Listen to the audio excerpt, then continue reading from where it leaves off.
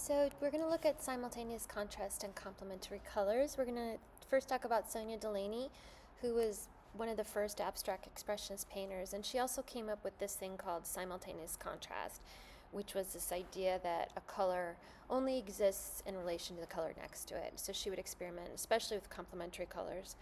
You know, what happened with a red next to a green, a blue next to an orange. And it seems really simple, but it is the strongest color combination on the color wheel.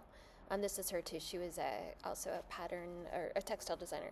And her work was followed up by the Albers, Joseph and Annie Albers, who worked with this idea of a color can enhance another color. So if you put two complementary colors next to each other, they are enhancing each other because they are on the opposite end of the spectrum, and they do awesome, crazy things with our eyes. So the energy that it creates, this idea of what happens when you put one color next to another, is what we're going to do tonight with a series of exercises and a painting. They weren't the only people that worked with this. Miro and Kandinsky and Matisse, every great artist, a painter, is obsessed with color, and especially obsessed with color relationships. So we're going to just kind of look at this a lot in the next 6 weeks, but tonight will be a focus on complementary colors, like these Matisse that are complementary colors. Obviously Van Gogh, we talk about a lot, always used blue and orange complementary colors. You know, purple and yellow, blue and orange, red and green were kind of his go-tos, and it's proof that simple is usually better and more dynamic. So tonight we're going to do, you can bring in an image. I'm going to have like a little still life, a very simple still life setup. I'm also going to have sunflowers, so you can choose what to paint. Yeah, and look at, I mean, just the dynamic energy between these marks.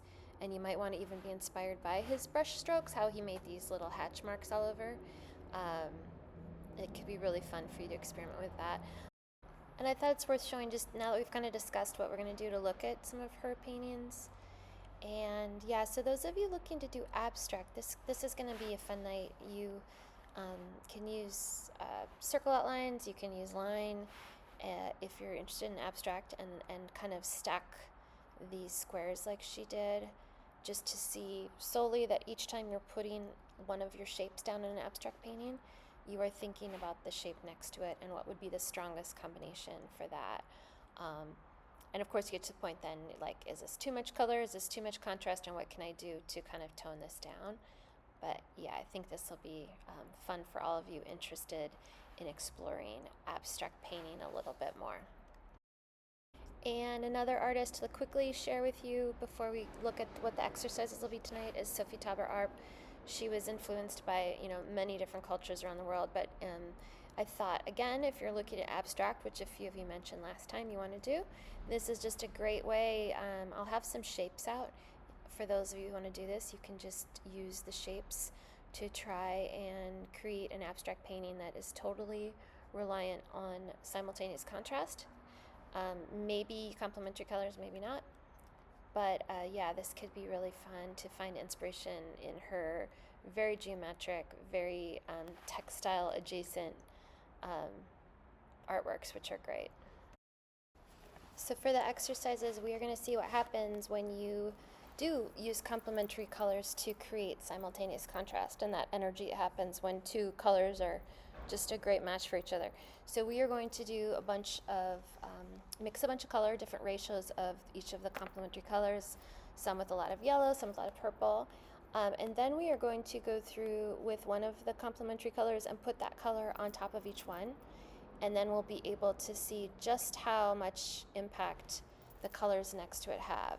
So by doing this, we'll be able to see what colors enhance that color and which colors kind of flatten that color, which darken that color. And it's just going to be a reminder that when you're painting, you're supposed to be thinking intellectually about how colors are working next to each other. So those of you looking to like really improve your skills, I can't think of a better way to do this with every one of the complementary colors. You'll have little charts when you're done. You'll have like the energy. It's like kind of a great reminder to see. You'll be able to see even in this little, I'll show you this in person, but even in the video you can see some of them look so much brighter than they are compared to others. And then what we're going to do is make another sheet that's just a bunch of random colors that are not these same complementary colors. Let's sped that up. And then we're going to do the same thing. We're going to take that same color that you used in the first chart, and we're going to start adding it to these non-complementary colors and see what Joseph Albers called that pushing and pulling, that some colors pushed, pushed the yellow out of it or pushed another color into it. Other people call it enhancing it. So yeah, we're going to see what happens when I mix these colors and then put them on another color, what kind of color relationship and simultaneous contrast exists. So yeah, we're going to start with these short little exercises just to warm up, and then you can go to either an abstract painting or a still life with sunflowers or not. We also, if you want to, you could do a simultaneous contrast still life and see the power of this combination. See you later. Bye.